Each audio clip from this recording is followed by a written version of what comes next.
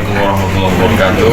Buat sahabat-sahabat biker semua Pekanbaru, semangat terus, jangan tinggal sholat berjamaah. Anak muda tidak mesti meninggalkan masa mudanya, tapi ingat akan diminta tanggung jawab di hadapan Allah SWT. Jaga persatuan, berjamaah, insya Allah istiqomah, husnul khotimah. Sukses selalu. Assalamualaikum warahmatullahi wabarakatuh. Waalaikumsalam.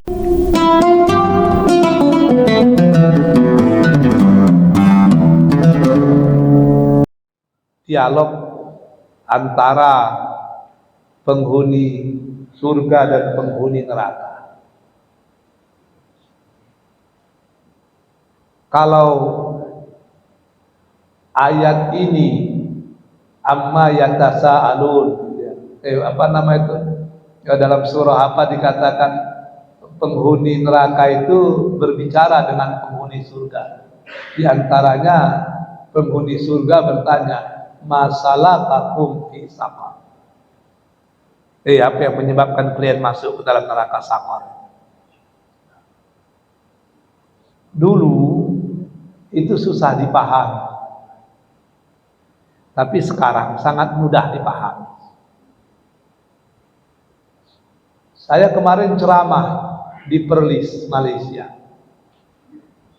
Saya tengok waktu saya ceramah itu paling yang hadir karena waktunya siap asar itu ya, orang sedang sibuk-sibuk, paling yang hadir ya 500-an orang paling yang hadir di tempat itu.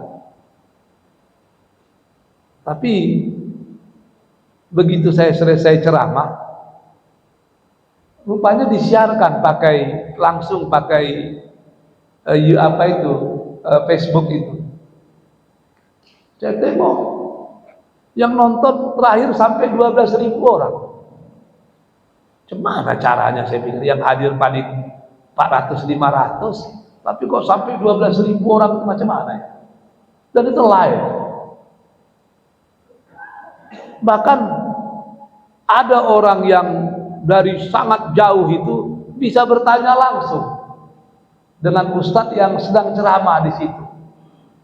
Di depannya ada monitor yang disambungkan dengan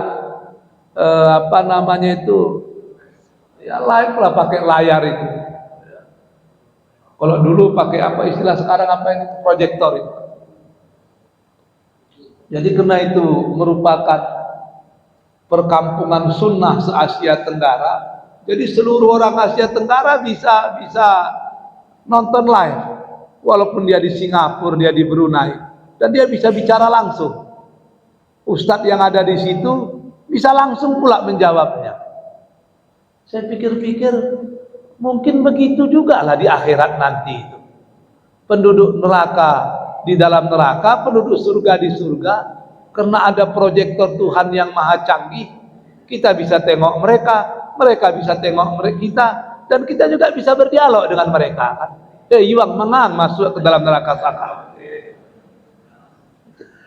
Itu terjadi sekarang, terjadi. Dan Biden juga bisa bicara dengan Presiden Jokowi di Jakarta, Biden di Washington pada saat yang sama, berbicara ketawa-ketawa, padahal yang dilihat Pak Jokowi TV, yang dilihat Biden juga TV, tapi bisa langsung live. Kalau teknologi Tuhan saja bisa begitu, apalagi teknologi manusia. Teknologi manusia bisa begitu, apalagi teknologi Tuhan. Saya beberapa waktu yang lalu, sebelum Covid malah itu, sebelum Covid saya ceramah ke Trengganu. Di lapangan udara KLIA, orang membuat promosi proyektor itu. Nggak perlu pakai dinding atau pakai layar. Ditembaknya begitu, di udara saja muncul sudah itu. Macam yang di TV-TV dulu, sekarang udah ada. Jadi proyektor itu di depan kita itu, di apa? Tergantung kita setel berapa meter di muka kita dia. Kalau cuma 2 meter ya 2 meter depan kita. Canggih sekali itu. Artinya kita bisa berhadapan, berbicara dengan orang yang sangat jauh seakan-akan dia cuma 1 meter atau 2 meter di depan kita, sesuai dengan proyektor yang kita inginkan. Selesai. Nanti itu yang terjadi ketika Bang Abridar di surga berbicara dengan kawannya yang di neraka, itu bisa. Atau surganya berbeda, Bang Abridar di surga Firdaus, sementara Bang Sembiring di surga Naim, gitu kan. Lalu mereka mengadakan konferensi pers. Bisa saja itu, dengan kecanggihan sekarang aja bisa, apalagi Allah. That is small matter for Allah. Lalu bagaimana dengan azab kubur itu? Azab kubur itu bisa cepat, bisa lama. Sampai kapan selesai? Ya sampai kiamat datang. Tapi itu kan lagi-lagi waktunya bukan seperti waktu kita di dunia. Ada orang yang sudah meninggal 5.000 tahun yang lalu, tapi dia merasakan antara dia dikubur dengan hari kiamat seakan-akan hanya beberapa jam saja. Seperti itu. Dan Allah memberi sinyal kalau itu bisa terjadi. Ashabul Kahfi itu tidur, konon kabarnya 300 tahun. Ada yang bilang 350 tahun. Kita ambil sajalah yang paling mudah. Dia tidur 300 tahun. Tapi menurut perasaan Ashabul Kahfi, dia tidur berapa lama? Sehari. Ada yang bilang setengah hari ya. Bahkan mereka sepakat kalau mereka tidur hanya beberapa jam.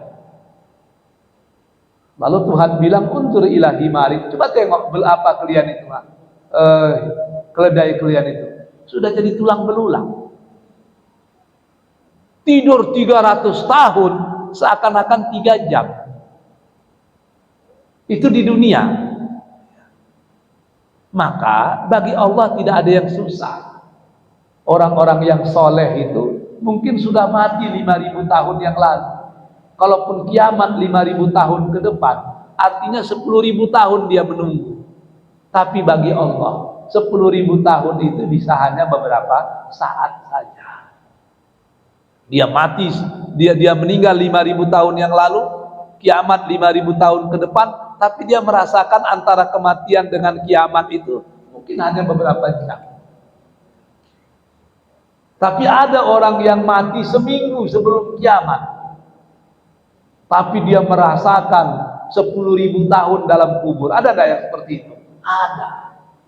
Karena Allah yang memiliki waktu, maka dia bisa mengatur waktu berdasarkan keinginannya. Bagi orang yang pengantin baru, kalau kita tanya dengan Bang Lukman, bagi orang pengantin baru, malam itu panjang atau pendek? Pendek sekali.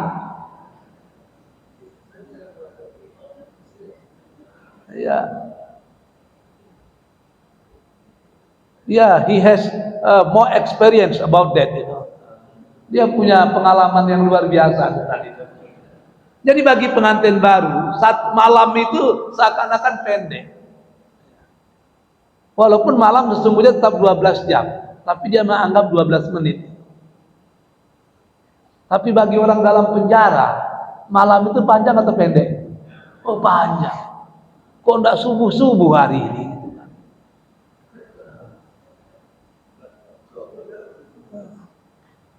Tanyalah kepada orang yang pernah di penjara, ngerti itu. Jadi begitu, bagi Allah itu sesuatu yang sangat mudah lah.